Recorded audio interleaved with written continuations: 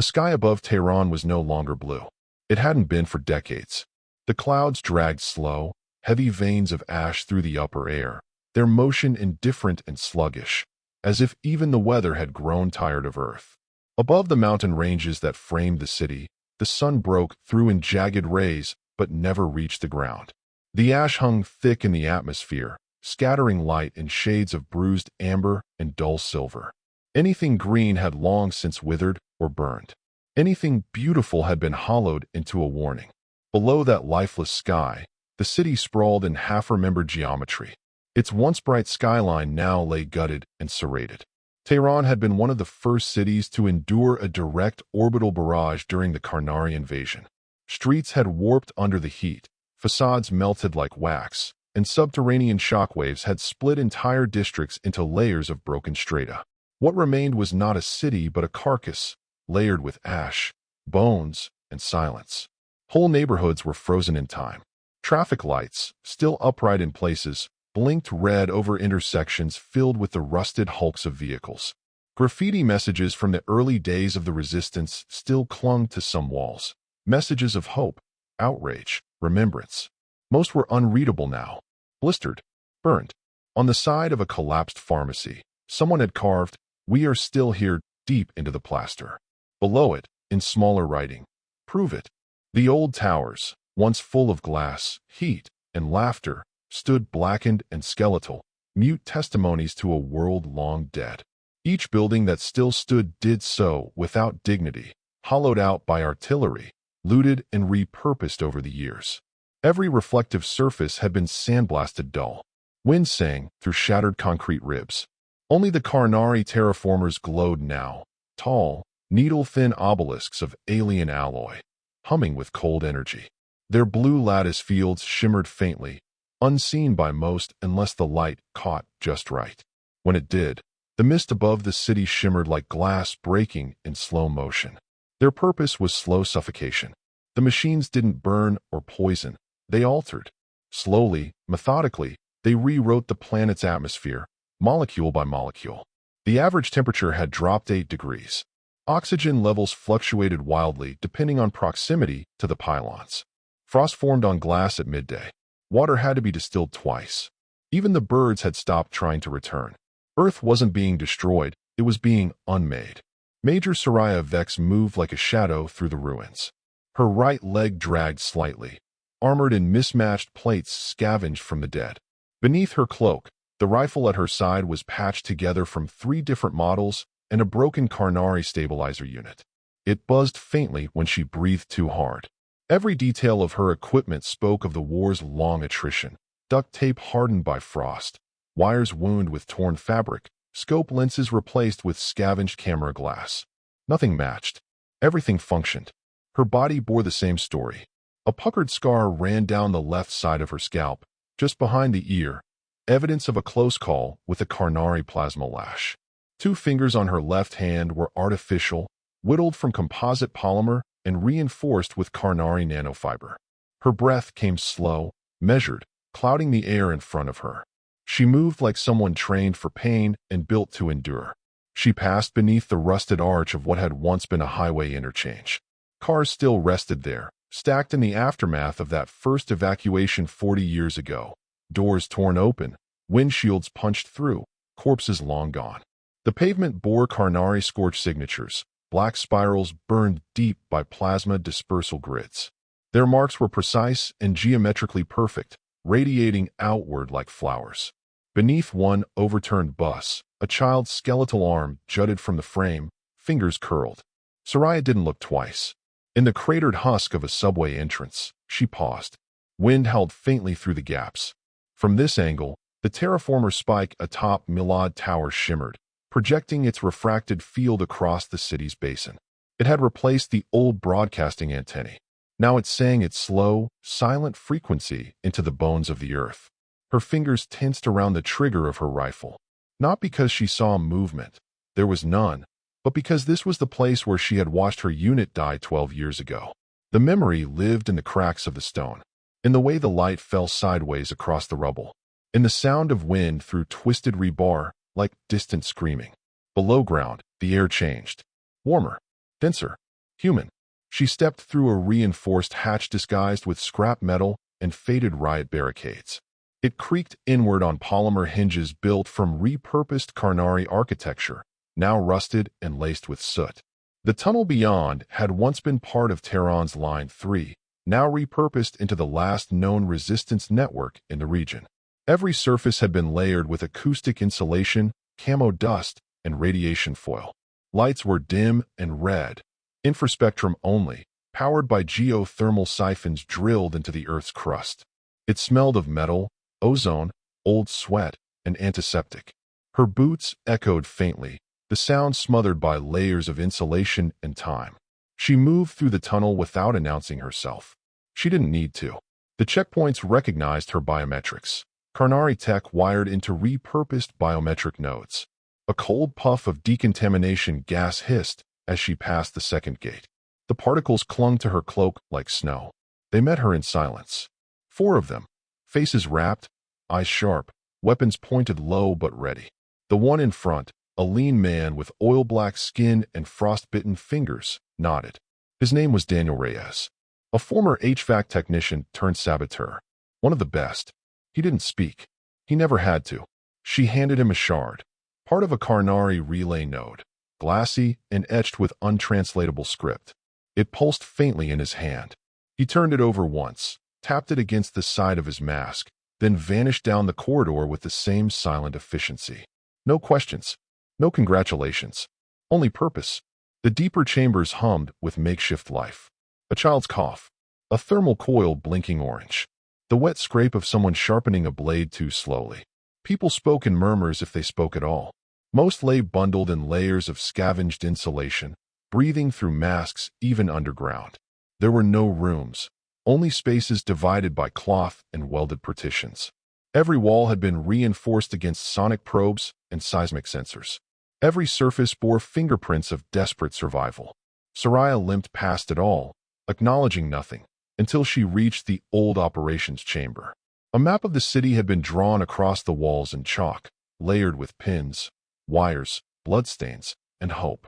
Broken radios lined one table. A Karnari ocular uplink lay disassembled beside them, slowly being converted into a frequency scrambler. The parts were delicate, alien, and half-melted. No one asked where she'd found them. She stood there a long time, not because she was uncertain, but because she remembered this room when it had electricity, when it had music, when it had 25 fighters instead of 6, when there was a kettle in the corner, and someone always kept it warm. Now it had names carved into concrete. A line of them, scratched with bayonet tips or fingernails. She traced one of them absently, Zara H., age 11, and then removed her gloves. The skin beneath was raw. There would be another name added soon. One of the Southern Scouts hadn't reported back. Likely hit by a drone net. Likely eaten by the cold. Or worse, half alive in a Karnari neural siphon, being torn apart one synapse at a time for data that wouldn't matter. The war hadn't stopped. It had just slowed into something colder, quieter, and crueler. She turned toward the far wall, where a faded photograph had been pinned behind a cracked plastic sheet. A city skyline. Tehran, as it once was. Bright. Alive. She stared at it until the ache in her knee became unbearable. Soraya Vex sat down, finally, and opened a ration pack without ceremony. The contents were gray, tasteless, nutrient-balanced. She chewed slowly, swallowing without thought. Her other hand rested on her rifle, fingers curled around the trigger assembly, thumb tapping out a rhythm she no longer noticed. Somewhere above, a Karnari patrol ship passed overhead. Its low-frequency hum passed through the concrete like a whisper, a sound like inevitability. But Soraya didn't look up. She closed her eyes and tried to remember what her mother's voice sounded like. Nothing came. Only the low rumble of the terraformer overhead, pushing Earth one breath closer to extinction. Outside, in the dead city, the clouds wept ice. The southern ruins were a death trap even in the best conditions. There were no natural windbreaks, no functioning thermal grids, and no easy lines of retreat. But they had food, or at least the possibility of it. Soraya had sent the scout team out 3 days prior. Yari, Mina, and young Madsen. Yari was ex-military, cautious, methodical, paranoid enough to live this long. Mina knew how to move through collapsed terrain like it was second nature. And Madsen, well, The kid was fast, quiet, still too hopeful, still 17. Now they were late. By resistance protocols, a 24-hour delay meant fallback procedures. At 48, presumed capture. After 72, dead. Soraya stood at the tunnel's edge, where frost had crept halfway across the old sewer pipe wall. Her breath left in tight curls. Behind her, Reyes adjusted the sling of his coil rifle. His face was unreadable beneath the ceramic filter mask, but his eyes said enough. He'd argued against sending them south. So had half the cell.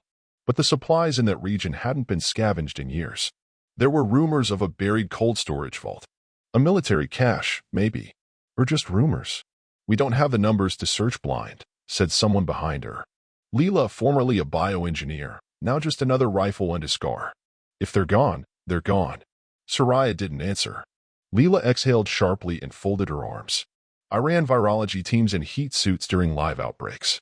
I've dragged bodies out of biolabs sealed for a decade. That place out there? Feels worse. She studied the old supply manifest for the 10th time. Printed paper. Ink blurred at the corners.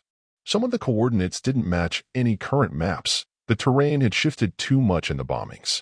But others lined up with the forgotten maintenance tunnels below the Alborz districts, places where early resistance movements had cached rations, power cells, even weapons before the Karnari pushed them out. Outside, the wind clawed across the surface like something half alive. It screamed through collapsed buildings and skeletonized vehicles, turning corners into sudden vortexes. The clouds hung so low they scraped the upper debris. Soraya clenched her jaw and turned. They would leave in 1 hour. With or without approval. She'd make the call herself. The surface made its hostility clear within minutes. The terrain south of District 9 was warped by a decades-old orbital strike, glassified rebar fields, rippled asphalt, and melted tower skeletons leaning over each other like drunks at the end of the world. Fires from the initial assault had flash-melted the very crust of the district, leaving behind uneven hills of fused stone and slag. Between the debris, Karnari sensor vines clung to stone and metal like veins. They blinked in slow pulses, tuned to electromagnetic shifts. Anything with heat, metal, or movement had to be timed precisely. Reyes moved first, low and deliberate, checking for pulse intervals and sonic triggers. Behind him, Soraya stepped when he signaled, her limbs slower than ideal, but measured, practiced. Leela took the rear. Each wore layered thermal camo, reinforced with liquid mirror skin shielding. The suits didn't block visibility from drones, but they confused the temperature spikes, delaying detection for a precious few seconds. It was all anyone could ask for. Overhead, the sky flickered with strange static, a phenomenon the resistance called ion veils. Sometimes, in the wake of Karnari atmospheric pulses, the upper stratosphere bent sunlight oddly, creating a shimmer like oil on water. During those moments, reflections and shadows split across surfaces in duplicate. Resistance groups had learned to move during those veils. The Karnari's drones, so dependent on perfect optical patterning, struggled to track what seemed like two targets moving at once. They passed through an old monorail station, half collapsed. A resistance symbol remained sprayed on one wall, a crude Starian clenched fist, nearly erased by time and frost. Beneath it, Soraya noticed a stack of old bones. Animal. Probably. Hard to say in this light. Leela crouched beside them and tilted her head. Too clean. See the femurs? Stripped to marrow. Precision scoring. Soraya didn't respond. By mid-march through the zone, they found the first sign. A shred of cloth. Resistance weave. Red-marked, the signal for fallback. Matson's color. It had snagged on a half-collapsed comms tower. Blood on the edge. Dried. Not enough for a kill. They fanned out. Soraya crouched beside it, examining the terrain. No impact craters. No plasma burns. Not a drone strike. Something quieter. Reyes scanned the ground with a handheld pulse reader, its tiny screen flickering with jamming symbols. Karnari presence intermittent. Likely cloaked or underground. They pushed forward, past the place where the road had melted into slag, into the shadow of a building that had once been a corporate server bank. A faded logo still clung to the stone, Viantech Global. The old Earth corporations meant nothing now. Just ghosts with logos. There, they found the first body. Yari lay half covered in frost, his torso twisted in a way no human should be. One hand still gripped the handle of a thermal flare. His mask was gone. His face, strangely peaceful. Reyes crouched. Examined. Spinal disruption. Karnari net wire. Leela swallowed audibly. They don't always retrieve. They want us to find them sometimes. Message without language. Soraya nodded once. Her jaw clenched. No sign of the others. They swept the next block. Mina was found not long after, buried beneath a support beam. It had taken 3 of them to move it. Her spine had snapped on impact, but her rifle lay close to hand. Her finger had been on the trigger when she died. Only Madsen was unaccounted for. By then, the temperature had dropped 6 degrees. Ion static thickened the horizon. The Karnari had to be nearby. There were no signs of patrol, but the absence of noise was its own kind of signal. Reyes adjusted his rifle scope. We pull out. Now. If Madsen's alive, he's caught. We don't have the ordnance to hit a Karnari cell. No, Soraya said, quietly. He's not caught. If he was, they'd have used him already. Reyes turned, voice hard. You don't know that. I know the Karnari. They don't sit on assets. Not this long. Leela adjusted her scope. Or he's dead, and they left no trace. It's textbook. Soraya didn't answer. Her eyes followed the horizon. Then she saw it, 3 short bursts of infrared from the upper floor of a leaning husk. Barely visible. Almost too faint. But there. Morse, she muttered. 2 clicks. Repeat. Reyes raised his rifle, scanned the upper window. No movement. But he didn't question her. They moved. Up 3 levels of fractured stairwells and razor-sharp concrete lips. They reached the upper floor, rifle sweeping. The room had once been a server maintenance hub, rows of skeletal cabinets now home to frost and shadows. Alien mold clung to surfaces pale green and translucent, feeding off chemical residue from the first bombardments. Madsen lay beneath a collapsed rack, leg pinned. His mask cracked. He looked up when they entered. He didn't cry out. He just raised a hand. Soraya reached him first. No words. Just a touch to the shoulder. He whispered something, low, broken. Soraya leaned in. Didn't run. Didn't scream. I know, she said. They worked quickly. Reyes rigged a hydraulic lift from scrap to ease the debris. Leela rewired a heater coil to keep Madsen stable. They prepped an evac sled. The boy would live. As they pulled back into the ruins, the first flicker of movement crossed the western skyline. Karnari drones. Dozens. Too far to engage. Too fast to outrun. But none of them turned. Then came the sound. A broadcast signal, narrow band, localized. Human voices. Screaming. Begging. A child crying in Persian. An old man calling for his wife. Leela's step faltered. Reyes froze mid-stride. Even Soraya paused, jaw tight. It's synthetic, she said. Psych strike. The drones didn't attack. Just circled. Listening. Soraya raised her rifle and fired once into the air. The sound cracked the quiet like bone. The drones dispersed. Sometimes, the enemy didn't need to kill you. Sometimes they just needed to see what fear you'd listen to. By the time they reached the outer checkpoint, the wind had risen to a roar. Frost bit deeper than before. But Madsen's breathing held steady. The cost had been high. 2 good people gone. But they had the boy. And more importantly, they had refused to break. Inside the tunnel again, Soraya stripped off her gloves. Her fingers trembled. Not from the cold. She looked to Reyes. He was already gone down the corridor, carrying the boy without a word. Somewhere in the operations room, someone began carving 2 more names into the concrete wall. Soraya didn't watch. There would be more names. But not his. Not today. In orbit above Earth, the Karnari command vessel Iskatalvin drifted in absolute silence. It resembled no human ship, no prow, no hull curvature, no light bleed. Just a seamless arc of obsidian hex armor, 5 kilometers in length, suspended by gravity distortion fields that hummed in frequencies too low for human detection. It was less a vessel than a platform for thought. And at its center, Keltzur contemplated failure. The chamber around him pulsed faintly in the ultraviolet band, bioluminescent tracking pulses embedded into the smooth surface of the walls, barely perceptible to Karnari perception. The atmosphere carried a scentless sterilization mist that burned away any organic contamination. Gravity oscillated in calculated rhythms to simulate stasis without burden. No sound existed but the slow thrum of energy shunting through the vessel's neural core. Keltzur required no air, no warmth, no company.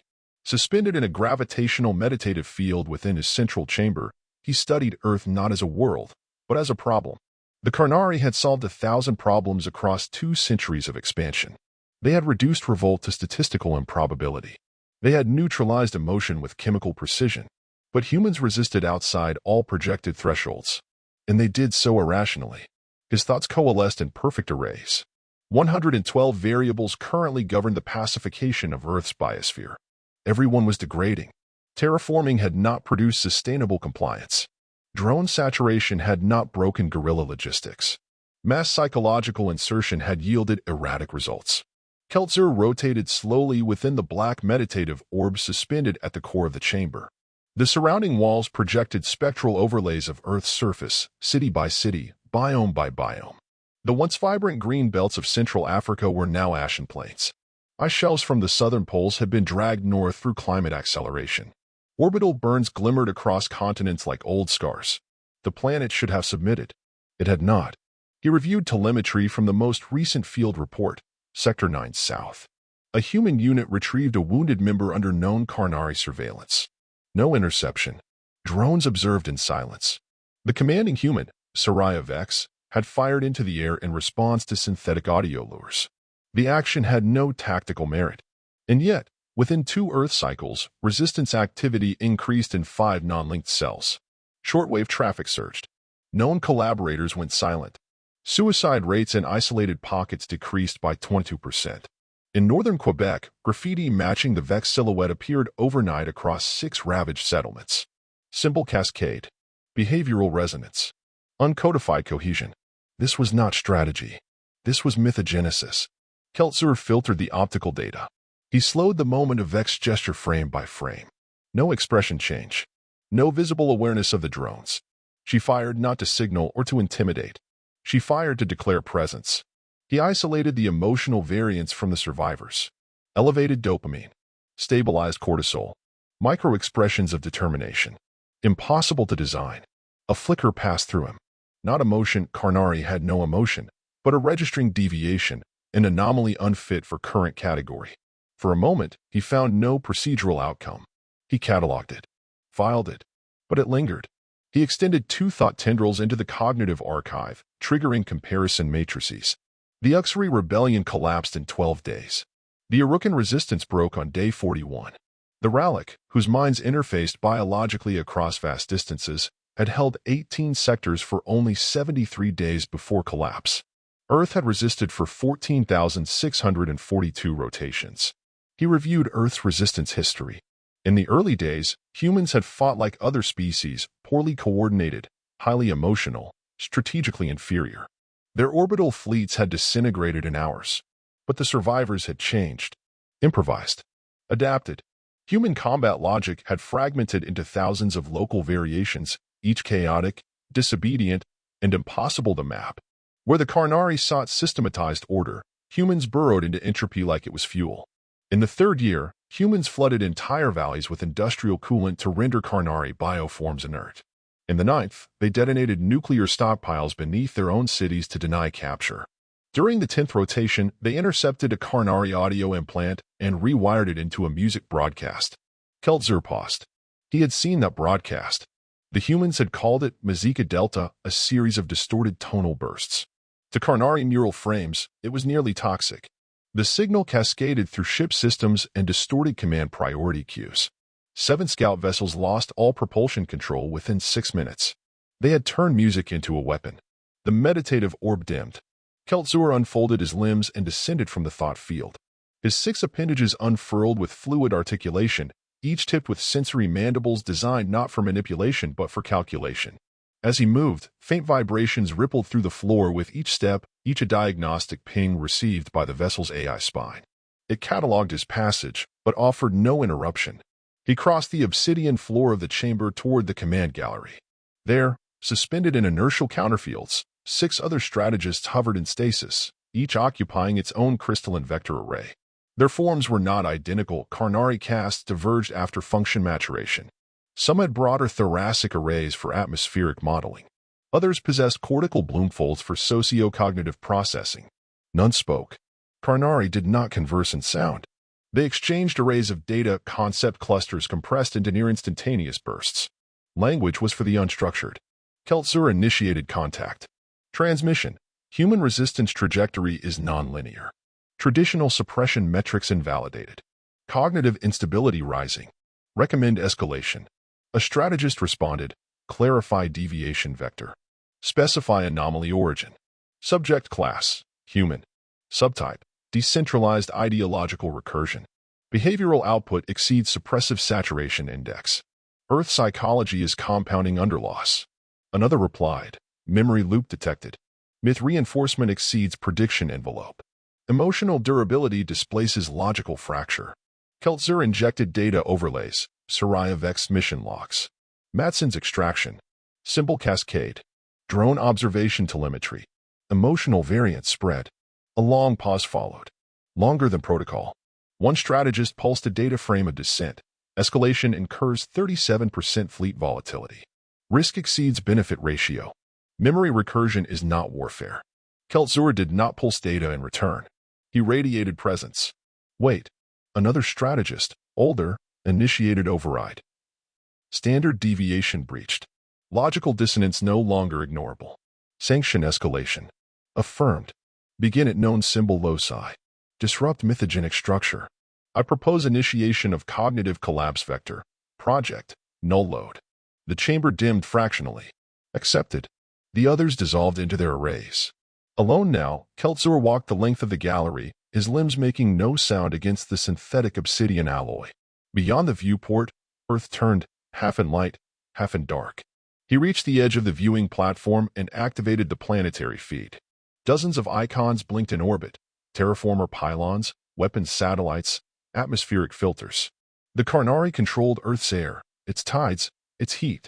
And yet they did not control its memory. Memory was the final vector. Not a resource. Not a weapon. A loop. A recursion. Every death made them stronger. Every loss was remembered, named, repeated. Earth did not forget its dead. Earth used them. The strategists had neutralized matter. They had erased law. They had inverted biology. But they had never erased memory. Not yet. Keltzer opened a classified directive. It had not been used in 3 centuries. Project, null load. Cognitive silence. No names. No language. Psychological collapse through identity deletion. He authorized initial deployment. Orbit-to-surface neurosync bombardment. Localized memory degradation. Dismantling of cultural identifiers. Visual distortion fields. Audio erasure overlays. Neural decay. The first pulses would fall within 24 cycles. He watched Earth turn. Not with hatred, but with the stillness of an engineer facing an equation that refused to resolve. Soraya Vex had fired a single bullet into an empty sky. Now, the sky would answer. Not with fire. Not with death. With forgetting. The caves under the northern ridgeline had never been warm. They were older than the war, older than any human language carved into rock, older than the city whose ruins they now tunneled beneath. In the early days, they had been emergency shelters, mined by municipal engineers, mapped by survivalists. Now they were tombs turned sideways. Cold moved like a predator through the stone, creeping, waiting. Frost coated every wall, glittering faintly under the low pulse of geothermal lanterns. Their light barely reached more than a few meters. Anything beyond dissolved into blackness laced with white breath. The air reeked of rust, oil, damp insulation, and unwashed cloth. Sound carried oddly here. Sometimes it didn't carry at all. Whispers vanished before reaching the next alcove. Footsteps could travel miles underground or disappear entirely. Major Soraya Vex sat against the wall of the lowest chamber, her back pressed to the cold stone. Her armor steamed faintly as the last of her body heat leaked into the cave. She hadn't removed it in days.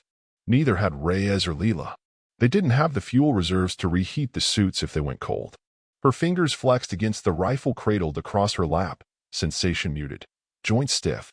Her breathing was shallow, controlled. Her vision pulsed slightly at the edges. The cave was getting colder.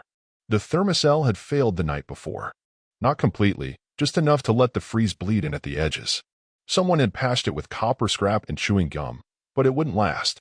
The central core was leaking voltage, its field sputtering. They'd rerouted the remaining power to the medical alcove, where Matson lay cocooned under triple insulation and a flickering thermal shroud. He hadn't woken since they brought him in. But he breathed.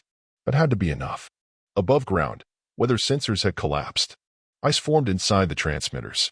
Battery units cracked from internal stress. The freeze had descended faster than forecast, unnaturally fast. The last signal from the satellite uplink had shown temperature variances across the ridgeline dropping 14 degrees in under an hour. Then the feed went black. Outside, on the upper levels, the scouts had stopped returning. The last contact from the eastern ridge was a brief, static-laced murmur, wind distortion, no keywords, barely recognizable as human. Then nothing. No echoes. No signal. No movement on the thermal mesh. Only blankness. Soraya hadn't slept. She'd watched the pulse indicators on her rifle blink down from green to amber to red. She tracked every change in air density and tried not to notice how her memories of the last 3 days had started to blur together at the edges. Reyes stepped into view. His shoulders carried more weight than they had 3 days ago. His breath came in slow clouds through the venting of his mask. He no longer bothered to unstrap it between shifts. Frost outlined the seals where it met his face. "No signs from Grid 3, he said. "We're down to 6. Soraya didn't answer. He crouched near the thermal core, checking the junction. He ran his gloved fingers along the copper braid, inspecting for leaks. Power's dropping. Slow, but steady. They're close, or they're running interference. Still, she said nothing. Reyes glanced over at Madsen. He hasn't moved. Soraya finally spoke, her voice quiet, afraid. He doesn't need to move. He just needs to remember. Reyes frowned but didn't argue. There were things he didn't understand, and Soraya didn't explain. She stood, slowly, wincing as her knee ground against scar tissue. Movement hurt. Cold made it worse. She crossed to the wall, where names had been etched into the rock using carbonized bone. She traced the newest line. Yari. Mina. No surname. No rank. Just the names, left like offerings. The chamber flickered. Not the lights. Not the field. Something inside her perception shifted for a fraction of a second, as if the rock had breathed wrong, or a sound had been erased mid-vibration. She blinked. Nothing changed. But her skin crawled. Above them, a faint vibration passed through the stone. Not seismic. Not natural. It vibrated on a frequency they didn't recognize. Soraya turned. Reyes had heard it too. His rifle was already raised, barrel tilted toward the ceiling. Leela appeared moments later, her cloak rimmed with frost. Her steps were too quiet. She moved quickly, lips tight. Air's wrong above the 6th tunnel. Dense. Tastes like battery acid. And the echoes are wrong. Same pattern keeps bouncing back. Not ours. Reyes swore. Leela continued. Something's broadcasting. Real narrowband. Not directional. But it's in the stone. They had field-tested devices for soundscape mapping algorithms to detect echo anomalies caused by Karnari stealth architecture. Leela's scanner now produced returns that matched no known pattern. The cave was producing its own echoes, returning queries before they were made. I ran a harmonic sweep, she said. The frequencies, they're interfering with basic recall. Reyes stiffened. What does that mean? It means I walked back through the same tunnel 3 times before I realized I was retracing. I marked it. Came back. The mark was gone. Equipment glitch? Leela met his eyes. I carved it into the wall. Silence. Then Soraya nodded once. Phase 1, she said. They've started. They didn't know the name, project, null load, but they felt its presence. The air was changing. Memory was bleeding from the stone like vapor. Later, Reyes tried to recall what Soraya had said that day. He couldn't. He remembered her face. He remembered the way her rifle hung loose at her side. But the words? Gone. Hours passed. Chronology began to slip. Hunger came and went like wind. Conversations repeated. Faces blurred, then reformed. Leela muttered to herself in different languages. Soraya corrected her, then said the same words, and forgot why. Madsen stirred once, his breath rasping. His eyes opened, glassy, unfocused. He whispered a name. Amira. Soraya leaned closer. Who is she? My sister, I think. His eyes blinked, slow. What's happening? No one answered. At one point, Reyes emerged from the 6th tunnel with blood on his knuckles and no memory of how it happened. He stared at his hand for a long time. Said nothing. The thermal coil in the upper vent began flashing error codes in languages they didn't recognize. The backup power cell showed power levels beyond 100%. A misread. Impossible. And yet, a child's voice echoed faintly through the chamber. But there were no children left. Leela sat against the wall and scrawled something into the stone with a bolt tip. It took her 15 minutes. She finished. Looked back. The message was gone. Not scratched out. Not covered. Gone. Smooth stone. as if nothing had ever touched it. Somewhere above, something laughed. Once. Later, Reyes found a smudge on the inner bulkhead wall. It was not human in shape. Elongated. Geometric. As if a finger made of prisms had pressed lightly into dust. He wiped it away. Forgot why.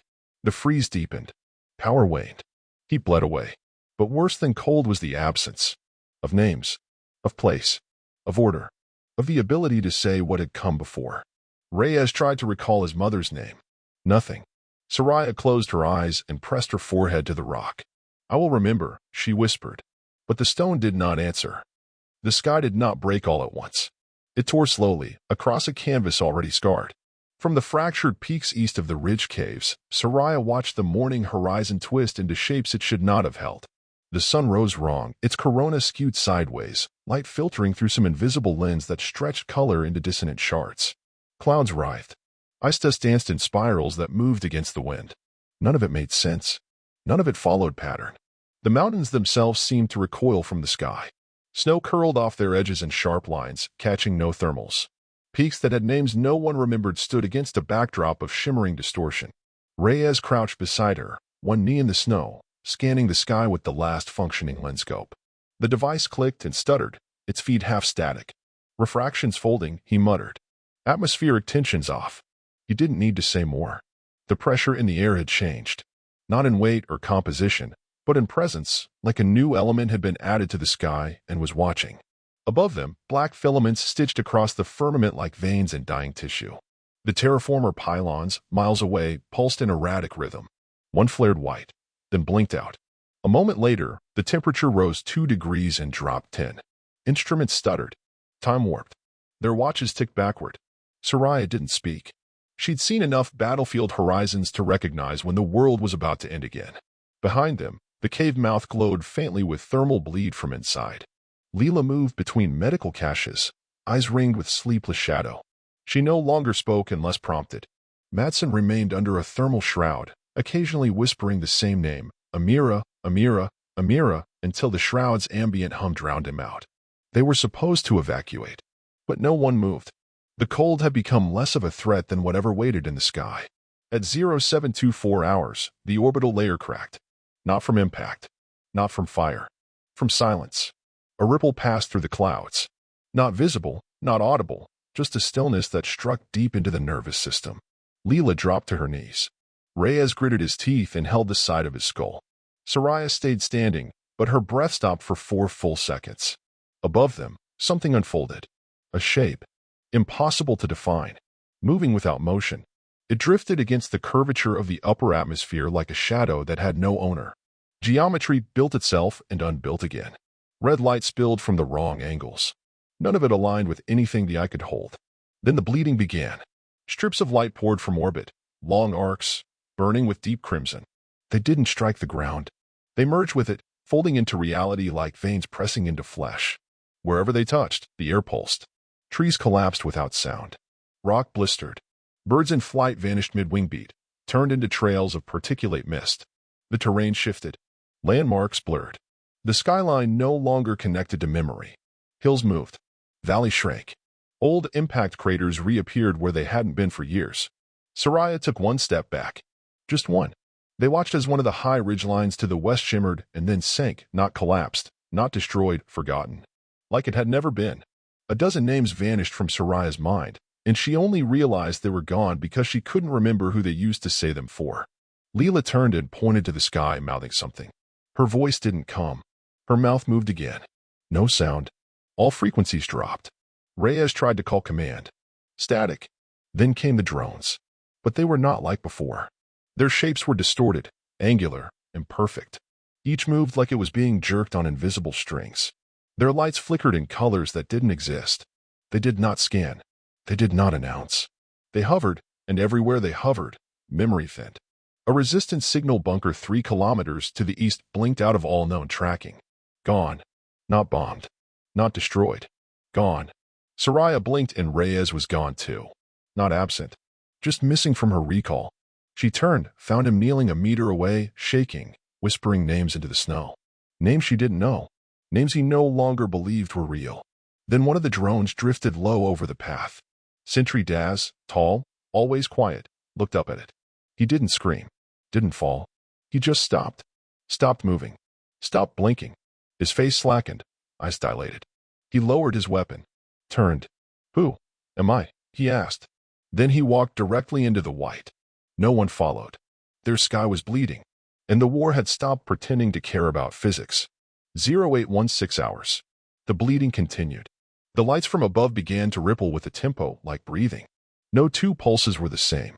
Terrain around them shifted subtly every few seconds. Stones flipped, pathways looped, blood trails moved against gravity. Soraya stood atop a narrow ledge outside the cave, arms crossed, every breath a blade. Leela knelt beside the last beacon tower, trying to reboot the uplink. Her hands moved mechanically. She was mouthing old instructions, not knowing if they made sense. Inside, Madsen began whispering again. His voice shook. She's outside. Amira.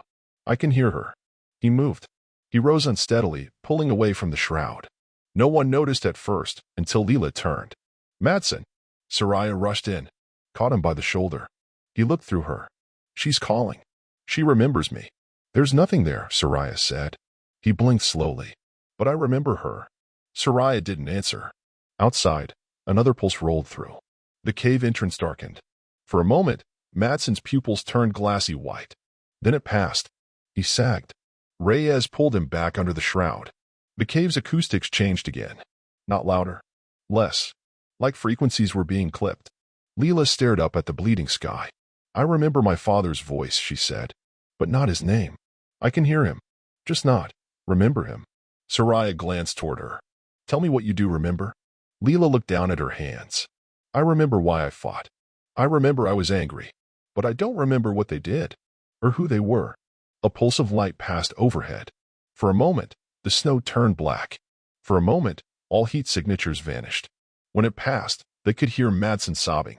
At 0823 hours, Soraya called the code black. Not because of enemy fire. Not because of attack. But because she feared they'd lose themselves before they died. She gathered what remained of the cell near the cave mouth. All 6 of them. Some had names. Some they only remembered by their roles: medic, runner, sentry. We are evacuating. A voice spoke out from the back. It was Leela. Evacuate to what? If this spreads, what does it matter where we are? Soraya met her gaze. It matters if we remember. Reyes nodded. If we forget everything, then we were never here. That's the point. A beat passed. Leela's expression shifted. She looked down. Didn't argue again. Soraya turned back to the sky one last time. It was no longer red. It was colorless. Like it had forgotten how to be seen. At 0837 hours, the caves were empty. Snow filled their footprints as if they'd never been. And above, the Karnari warships continued their silent work, bleeding memory, one breath at a time. They traveled east into silence. There were no maps anymore. Not that it mattered. Roads were memory, and memory was dissolving. Every landmark they passed shifted in the periphery. A ruined bridge that looped back into itself. A ravine that led into a tunnel they swore they'd never entered. Once, they circled a burned-out crawler husk, only to find it upright and intact moments later. Soraya stopped marking trees after the second day. Each glyph she carved vanished hours later, the bark smooth again, the blade duller than before. The landscape had divorced itself from meaning. Geography, once tethered to place, now unraveled in recursive loops. Snow would fall in linear stripes one moment, spiral against gravity the next. Reyes tracked them with dead equipment, marking time by the trimmer in his left hand. He spoke only when needed, sometimes repeating himself without realizing. Leela walked in silence, one arm wrapped around Madsen, who had begun forgetting how to sleep. He would close his eyes, then wake seconds later, confused, afraid, teeth chattering in rhythms that made no sense. Soraya led. She didn't trust the compass. She didn't trust her mind either, but it was the last tool she had. Her memories were raw and cracked, held together by repetition and will. She whispered names to herself in sequence: Yari, Mina, Daz, Leela, Reyes, Madsen, like beads on a broken rosary. The sky no longer turned. The bleeding above them had not ceased. It simply thinned, diffused like ion dust, embedding itself in the particulate air. They no longer saw the red veils directly. Instead, they felt them, in the subtle migraines behind their eyes, in the slippage between cause and effect. Their shadows occasionally moved opposite their steps. By the third day, they reached a structure none of them remembered building. It rose from a split hillside like a memory that hadn't happened yet, a smooth obelisk of dull white alloy, etched with lines that pulsed with low, even light. Snow did not collect on it. The ground around it was dry. It emitted no heat. Its geometry was subtly wrong, angles that didn't resolve, curves that became straighter the longer one looked. A signal beacon, compact and silent, extended from its base. Above it, a single static panel display.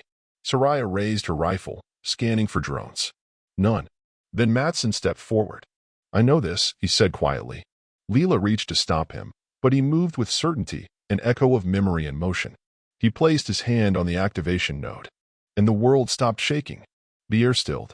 The terrain around them froze, not in temperature, but in coherence. Trees became trees again. Branches held shape. Snow fell vertically. Shadows aligned with the sun, or what passed for it. For the first time in 3 days, the distortion field receded. Matson exhaled a full breath, steady for the first time in hours. He didn't speak, but he didn't flinch either. A moment later, the relay activated. A voice emerged from the beacon, human, female, unhurried, calibrated. "You are not broken. The storm above you is not weather. It is system-wide recursion collapse. A Karnari weapon. If you are hearing this, the field has breached your threshold. This lock point will hold it back. Temporarily." A pause. To remember is to resist. Memory is a weapon. Use it. Then silence. They stood still for a long time. No one spoke. But one by one, they began to recall. Faces. Names. Commands. Locations. Leela leaned into the relay's structure, gripping it with both hands. "My brother's name was Arash," she said. "I've been trying to remember it for 2 days." Reyes sat down in the snow, stunned. "I was a music teacher. Before this." Soraya knelt beside Matson and took his hand. "Do you remember Amira?" He nodded slowly. "She had a necklace. Blue thread. I gave it to her. She used to call me by my middle name." "What is it?" A pause. "Elian." Outside the radius of the lock point, the distortion continued, trees twitching at the edge of vision, sound echoing out of sequence. And then the drone came. It appeared from the mist beyond the eastern ridge, humming with fractured light, its limbs angular and jagged, trailing filaments that buzzed and blinked. It moved erratically, as if blind. As it approached the edge of the lockpoint field, its frame twisted unnaturally, sparks jumping from its casing. It hovered for a moment, vibrating like a plucked wire, then collapsed inward with a silent flash. Gone. The beacon pulsed once, briefly brighter. Inside the perimeter, something held. They set up camp around the beacon, not because they trusted it, but because it was the first thing in days that made sense. The light around the beacon repelled interference in a 50-meter radius. Beyond that, clarity frayed. They took shifts. Reyes used a salvage stylus to write names on the side of the obelisk. Leela kept a journal. Matson, for the first time in days, slept a full cycle. Soraya sat apart, eyes forward, rifle across her lap. The voice haunted her. It was not a recording. It had responded to the field breach. Someone somewhere was fighting back. After nightfall, she took her own shift beside the beacon. Snow fell normally. The stars were wrong, but they held position. Her breath came evenly. She blinked and counted it twice, just to be sure. Then she whispered, "Yari, Mina, Daz, Arash, Elian, Reyes, Leela." The names held. And the war, for the first time, had a weapon that wasn't metal or flame. The Karnari had tried to erase them, but as long as one name remained, etched, spoken, remembered, they hadn't won. Not yet. The lockpoint held for 4 days. During that time, they became people again. It happened in fragments. Memory returned like thawed nerves, tingling, raw, unreliable, but real. Reyes found an old training routine embedded in the back corner of his mind, something pre-war and mundane. He used it to run drills with Matson, who laughed for the first time in weeks, a short, high-pitched burst that startled them all. He clapped a hand over his mouth like he'd broken a rule, but no one chastised him. The sound of laughter was proof of continuity. Leela filled 2 entire notebooks in 48 hours. Not with poems or confessions schematics. Complex blueprints of resistance networks, power grid overlays, encrypted tunnel systems, even partial diagrams of radio repeater chains buried under mountain ranges. Most of them made no sense. Some she drew with her eyes closed. But they matched fragments Reyes recognized from old recon ops. Soraya kept to herself. Each morning, she walked the perimeter of the lockpoint's field. Not to check security, just to confirm the world was still holding, that the trees still stood, that her footprints from the day before were still visible. Her ritual had weight. The others noticed. They didn't comment. They knew what it meant. The lock point wasn't just a machine. It was a mirror. In its field, reality conformed to memory. Within its radius, the war didn't vanish, it solidified. There were still drones at the edge, flickering out of sync, unable to enter. Still flickers in the sky. But within the light, humans were whole again. On the 5th day, the beacon dimmed. It didn't fail. Not completely. But the pulse interval slowed. The ambient hum lowered by a few hertz, enough to shift from comforting to unsettling. They heard it first in their teeth. The air outside its reach vibrated with new inconsistencies. Colors began misfiring again, snowflakes falling in square patterns, trees warping slightly at their base. Shadows stretched longer than the bodies that cast them. By nightfall, the sky had begun to ripple in vertical bands. The names they had recovered began to feel thinner. Reyes forgot the second verse of a song he'd sung since childhood. Matson forgot whether Amira was older or younger. They held a vote. Stay and risk collapse, or move and risk dissolution. No one argued. Not at first. But then Leela hesitated. She looked down at the notebook in her lap, fingers trembling. I just got it back, she said. All of this. What if I lose it again? Reyes placed a hand on her shoulder. If we stay, we lose the world. If we go, we might carry it forward. Leela looked at Soraya, who only nodded once. Leela didn't speak again, but she stood. They were human again. And humans ran toward purpose, not away from decay. They packed at dawn. They did journals, memory logs, etched names. They copied schematics, whispered old mantras. Soraya carried a bandolier of name tags carved into old ration tins. It clinked softly with each step, a necklace of defiance. They moved west this time, toward an anomaly Leela had noted on the 3rd night, a static field bloom, detectable only through the lock point's clean zone. A signal too coherent to be natural, too patterned to be erosion. Terrain reverted quickly. Within 6 hours, they crossed back into distortion.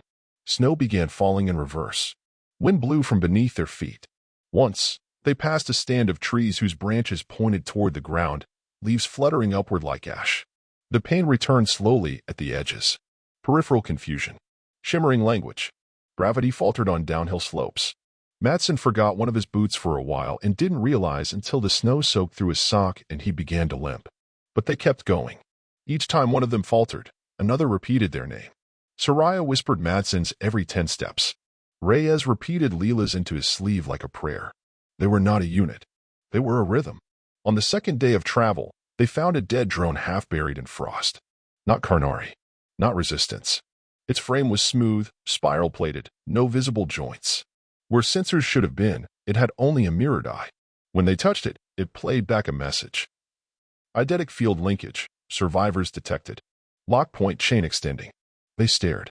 The voice was the same one they had heard from the first beacon. Human. Calm. Directed. They kept moving. By nightfall of the 3rd day, the terrain shifted again. This time not in distortion, but in direction. The air cleared. The sky stilled. A low hum began to build beneath their feet, not unpleasant, just persistent, like something vast was waiting. And then they saw it. Another lock point. But this one was different. Larger. Brighter. It rose from a basin of rock and ice like a lighthouse for lost memory. Its alloy frame shimmered with data flow, patterns of light and shadow cascading across its surface in shapes no one could name. Around it, a ring of people. Survivors. Not many, 20? Maybe 30.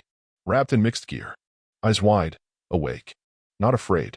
They stood around fireless heat pillars and war bands on their arms, cloth strips marked with a symbol, a circle within a triangle, flanked by 3 vertical lines. None of them recognized it, but every one of them felt it. It belonged. Their movements were slow, measured, not robotic, but synchronized. When one stepped forward, others shifted to accommodate. When one nodded, others mirrored. It was not choreographed. It was shared. A woman approached. Mid-30s. Burn scar on one cheek. Uniform ragged but clean. Her voice steady. You made it. No weapons drawn. No questions asked. Soraya didn't speak. She looked down. The snow crunched beneath her boots. The names on her bandolier hadn't faded. Matson began to cry quietly, shoulders shaking. Reyes lowered his head. Leela closed her eyes. And for the first time in weeks, Soraya didn't feel alone. The others stepped into the light. One by one, names intact. And the names stayed. The basin had once been a crater. That much was obvious.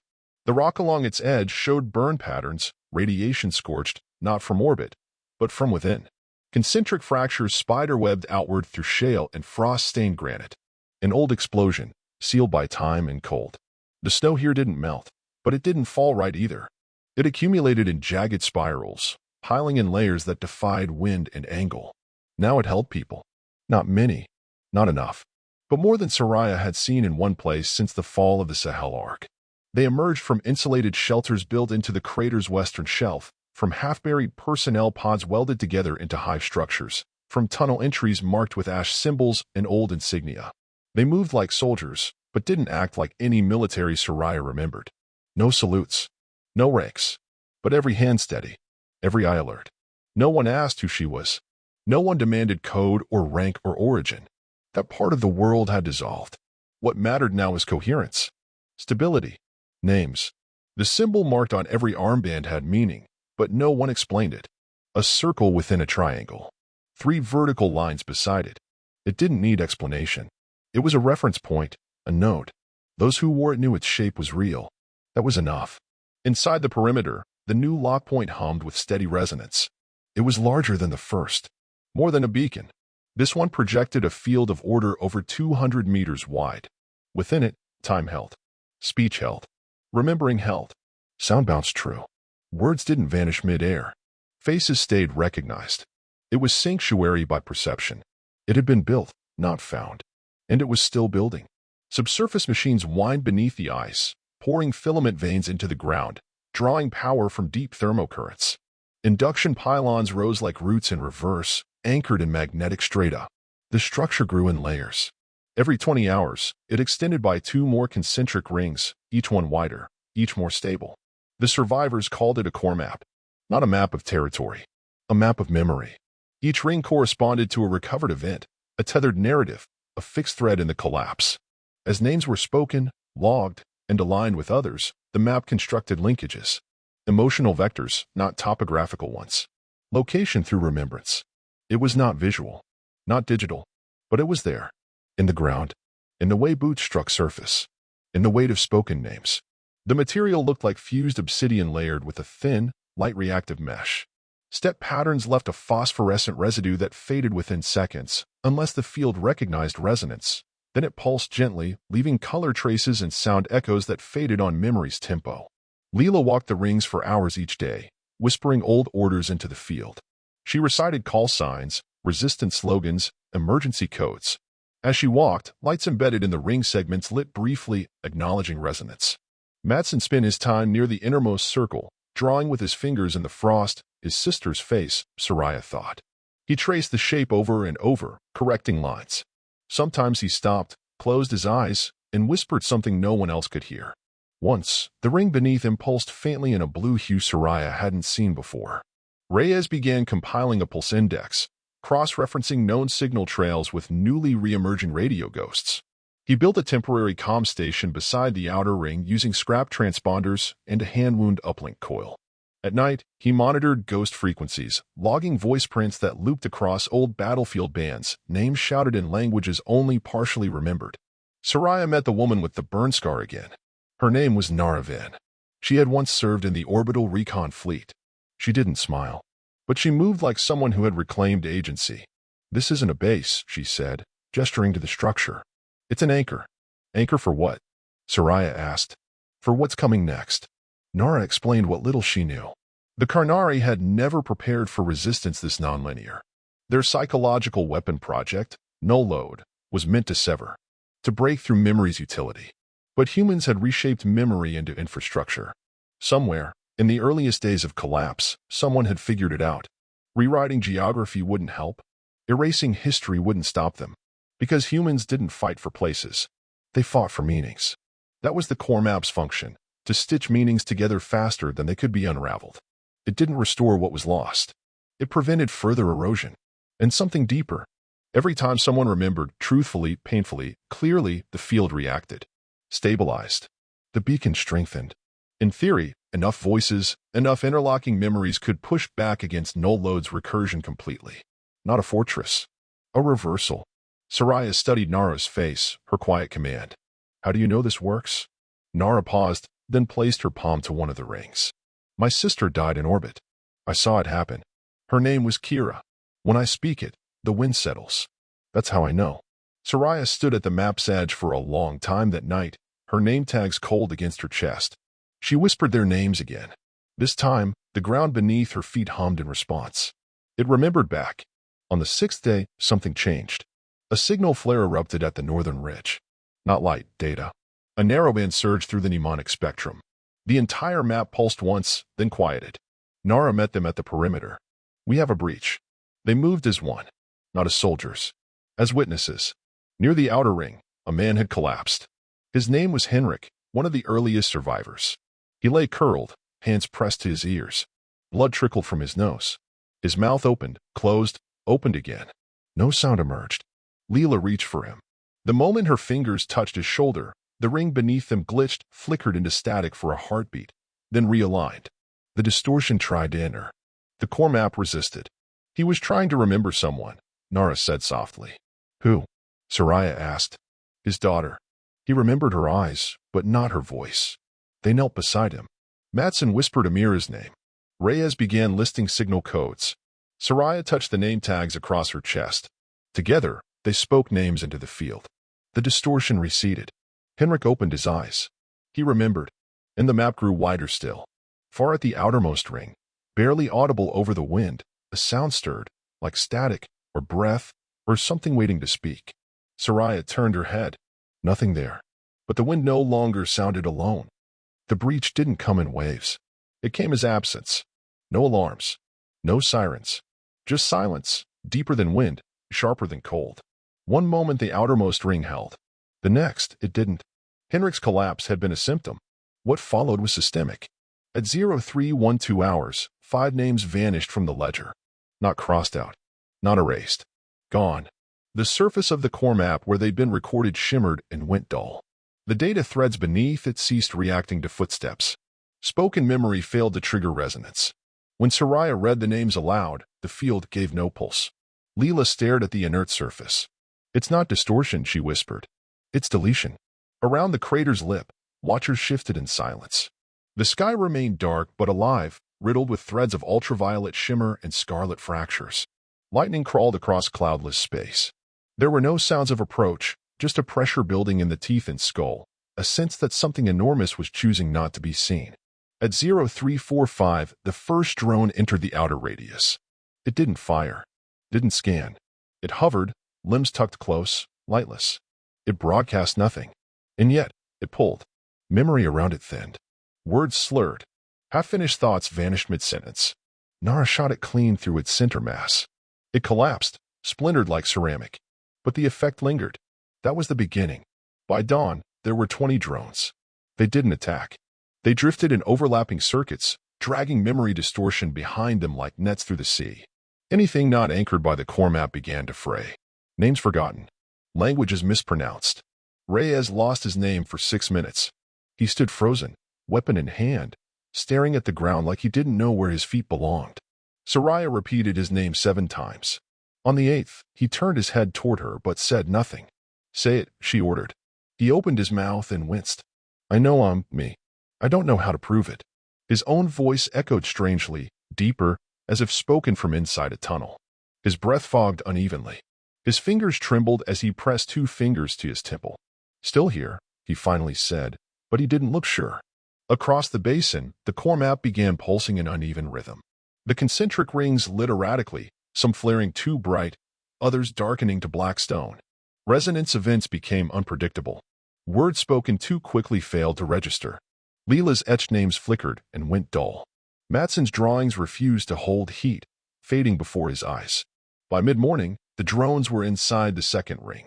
The resistance formed a perimeter, not defensive, not combative. Ritual. Each person took up a place along the core map, whispering names into the frost, pressing tokens into the obsidian lines. Matson wrote Amira's name in graphite, then traced it in oil from a ration seal. Leela carved hers with a bolt tip into the ring's metal. Nara stood motionless, eyes closed, hand over her armband. It wasn't about stopping them. It was about refusing to forget. And still they came. The drones made no sound. They moved in geometric patterns that didn't align with terrain, cutting across elevation, through tree lines, over broken structures. Some passed through solid stone, emerging on the other side without resistance. Wherever they moved, a trail of silencing followed. At 1,100 hours, the sky fractured. No noise. No fire. Just light, bruised, bending, broken across invisible lattices. Above the crater, the sky peeled in thirds. Not clouds. Not atmosphere. Something beneath, an architecture of recursion and resonance, stretched open. Project. Null load descended not as a fleet, but as a pressure. A presence that displaced thought. The air thickened. Voices cracked. The names themselves began to twist. Spelling altered. Intonation failed. Matson cried out, clutching his head. When Soraya reached him, he didn't recognize her. Not at first. Your name, she said. Gone, he answered, eyes wild. Not yet. She pulled his hand to her chest, let him feel the tags. He breathed. Once. Twice. Amira, he whispered. The drones stopped moving. They formed a circle, 10 meters from the third ring. And then, they spoke. Not in sound, not in language, but in absence. Words left the minds of those who held them. Entire family lines vanished from thought. Maps unmade. Stories cut in half. Henrik dropped to his knees again. Nara staggered. The map's outer rings flickered, then stabilized, then flickered again. And then Soraya did something no one else could. She remembered backward. Not just her own life, but Daz's fingers on a radio switch. Mina's lopsided grin in the comms tent. The black-soaked sand of the disbandment at Cordy. The wet leather smell of fire-retardant suits. The moment her sergeant told her it was orbital, not local. Her mother's breath on her temple the day she left Earth. The taste of iodine. Her own handwriting on the first casualty log. She whispered them all. Not in sequence. Not in hope. In defiance. The inner ring exploded in light. A cascade of resonance raced outward, each ring igniting like fuses catching flame. Name tags on her chest glowed faintly. Reyes shouted his name. Leela screamed her brother's. Matson, near the core, yelled, Amira, until his throat bled. Dozens joined. Some shouting. Some whispering. Some pounding hands against the ground to anchor the moment. And the field held. It shimmered, then expanded. The drones reacted. Not with aggression. With hesitation. They hovered, pivoted. Two buckled inward and disintegrated mid-air, folding into flashes of white vapor. The rest backed away, mechanical limbs twitching in subtle panic. For the first time, they were repelled. Not destroyed. Not defeated. But pushed back by the collective force of sustained memory. One drone broke rank. It hovered at the field's edge. It left something behind. In the frost beneath its shadow, a single word formed. No code. No glyph. Just a name. Kira. The name Nara had spoken to the map. They had tried to unmake her. But something someone had held. Nara dropped to one knee. Not in weakness. In recognition. She reached back, she said. Then softer, or they did. The map pulsed one final time. Soft. Deep. They stood in silence, the crater alive with names etched in frost, heat, oil, metal, breath. The war was not over. But now it had a front line. And it was made of names. The crater did not sleep. In the hours that followed the repulsion of Project Null Load's vanguard, the survivors moved without command. No orders were given. No formations drawn. They acted from memory, ritual reinforced by instinct. The map had grown again. Lines that had once pulsed in weak bursts now held steady light. Names etched in oil and blood no longer faded. Fires burned cold blue. The air shimmered with data resonance too deep for audio. Machines beneath the basin churned silently, adjusting the frequency of the ground itself. Somewhere beneath it all, the obelisk heart of the core map beat slow and deep. At the center, Soraya stood over the core. She hadn't moved since the drones had withdrawn. Her tags were still glowing. She spoke no words. She didn't need to. The field vibrated around her like breath held too long. Across the basin, Nara received a burst. Short, sharp, unmistakably human. It was a signal code lost 2 years ago, an old Earthside emergency relay known only to deep recon operatives. The kind designed to activate only under recursion breach conditions. The kind no one was supposed to survive long enough to use. It carried one word. Persist. And then coordinates. But no terrain existed at those coordinates. Not anymore. The Karnari had rewritten it. An area marked on every known resistance archive as zero depth. Recursively blank. A null void. Leela cross-referenced the data 5 times. Reyes tried plotting it on a topographic array. His screen displayed only static and a red line of text. No data, no location, no permission. But the signal had come through. Meaning had broken protocol. Matson said nothing. He simply placed his nameplate onto the ring closest to the array and stepped back. They all knew what it meant. Not a trap. A call. From someone inside the deletion field. The signal repeated once, then fell silent. Soraya turned. She was pale. Lips cracked. Her voice, when it came, was low and final. We go. They left before nightfall. 32 survivors. Each carrying etched tokens. Some more names on cloth. Others carved them into bone or iron or skin. The air shimmered as they walked. Distortion not attacking, but recoiling. The map field extended with them, carried by memory and will. The march westward was not linear. The land shifted under them. Plateaus reversed into basins. Tree lines bent backward. The sun flickered, skipping frames like corrupted footage. The world itself had learned to refuse stability. Every few hours, they stopped and repeated the ritual. Names spoken, stories recounted, emotions catalogued. The air would stabilize for a time. Frost turned white again. Shadows matched their owners. They passed through a ruined township that had no buildings, just outlines, like blueprints half-sketched onto thin air. Children's voices echoed with no source. A burned-out vehicle looped in visual stutter. Impact, fire, stillness, rewind. In that place, Leela spoke her brother's full name and date of death. The township held for 4 minutes, then collapsed, but not completely. A plaque remained, rusted, embedded in a stone that hadn't been there before. The name on it matched hers. The field was learning to remember. On the 4th night, they encountered resistance of a different kind. It wasn't Karnari. It was silence, alive, directional, predatory. A long stretch of forest where no words could be spoken. Mouths moved, but nothing came. Radios failed. Even the map's pulse dulled. They moved in pairs, pressing tokens into the soil every 10 meters. Each pair recited the other's names with their hands, tapping, tracing, writing in dirt. Meaning persisted, if not sound.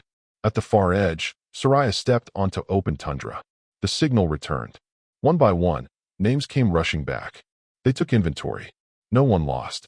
But one survivor, Harlan, couldn't remember who he had walked with. They left a marker for the missing. By day 6, they arrived. A plain of null. The sky above it wasn't black or gray.